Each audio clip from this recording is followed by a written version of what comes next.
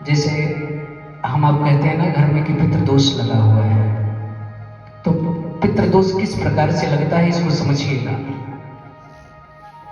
कभी हमारे पितरों की मृत्यु हुई, उनके कर्मानुसार कभी कभी ऐसा भी होता है कि पुनर्जन्म मिल जाता है, तत्क्षण ही मृत्यु को होते ही नया जन्म मिल जाता है।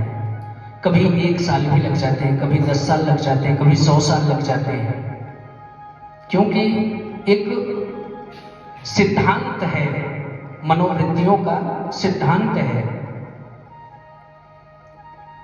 प्राणी के समस्त जीवन में 2 प्रकार के कर्म होते हैं, एक शारीरिक और दूसरे मानसिक।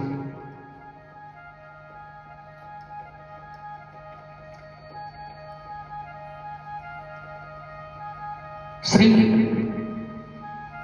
सूत जी महाराज व्यास जी से प्रश्न करते हैं कि महाराज ये बताएं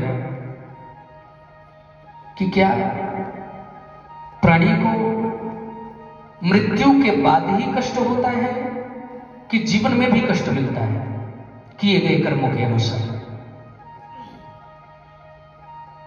वेद व्यास जी बड़ा सुंदर वर्णन श्रीमद् भागवत कथा में किए हैं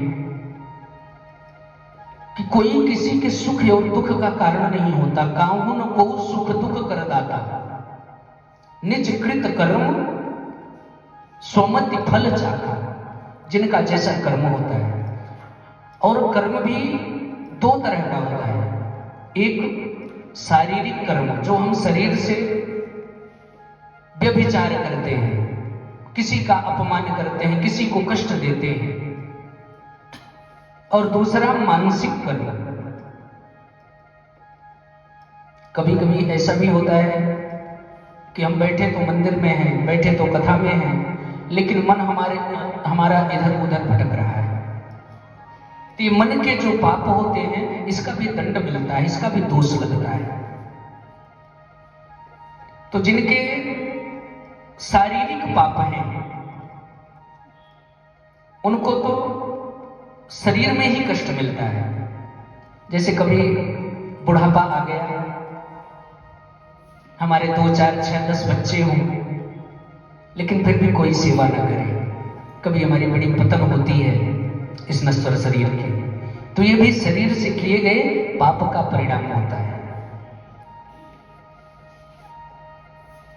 शरीर से किया गया पाप यही पृथ्वी लोक पर भुगतना पड़ता है, और जो मन से किया गया पाप है ये हमें स्वर्ग लोक में मिलता है, कभी नरक में, कभी पितृलोक में हमारे कर्मानुसार प्रतीक्षा भी करनी पड़ जाती है।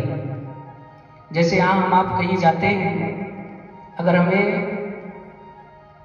जयपुर से दिल्ली जाना हुआ तो ट्रेन का साधन ज्यादातर लोग लेते हैं। रेलवे स्टेशन पर आप लोगों ने देखा होगा कि एक वेटिंग रूम बना होता है, अपने टिकट के अनुसार लोग वेट करते हैं। उसी तरह से पितृलोक में भी वेटिंग रूम होता है। अगर हमारे जाने का समय थोड़ा सा विलंब है तो हमें हमारे कर्मानुसार वेटिंग रूम में बिठा दिया जाता है। अब भाई वेटिंग रूम में बैठोगे तो वहां खाने पीने की वस्तु तो चाहिए। उसी तरह से जीवात्मा जब वहां वेटिंग रूम में होती है ना, तो उसको खाने पीने की वस्तु चाहिए। ये कहां से मिलता है कि जो हमारे पुत्र पौत्र इत्यादि होते हैं, वो जो अच्छे कर्म करते हैं उस जीवात्मा के निमित्त वो पुण्य प्रभाव उस आत्मा को मिलता है, और उस पुण्य से जैसे जाना कल है, तो अगर हमारे बच्चे कुछ अच्छा काम करते हैं तो हमारे लिए जन्म का साधन सफल हो जाता है। जैसे कल हमें पुनर्जन्म मिलना है और हमारे संतान, हमारे पुत्र पौत्र इत्यादि अच्छा काम कर रहे हैं इस जीव के निमित्त, तो उनको आज ही जन्म मिल जाएगा।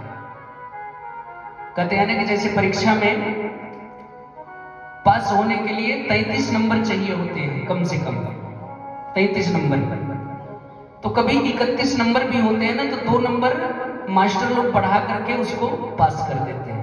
इतना अधिकार मास्टर के पास होता है।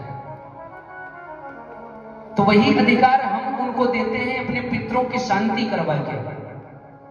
जैसे हम घर में मावस काढ़ते हैं, पितरों का तर्पण करते हैं, प्रक्रिया करते हैं कि ये हमारे पितरों के निमित्त है, तो ये पितरों को फल मिलता है। तो उनको वो ये 2 नंबर बढ़ जाते हैं और वो पास हो जाते हैं, वेटिंग रूम से वो निकल जाते हैं, फिर हमको आशीर्वाद देते हैं, हमारी वृद्धि होती है। और यही जो पितरों के निमित्त कोई भी कर्म नहीं करते तो उनके पितर उन पर रुष्ट हो जाते हैं, जो हमें पितृ दोष लगता है।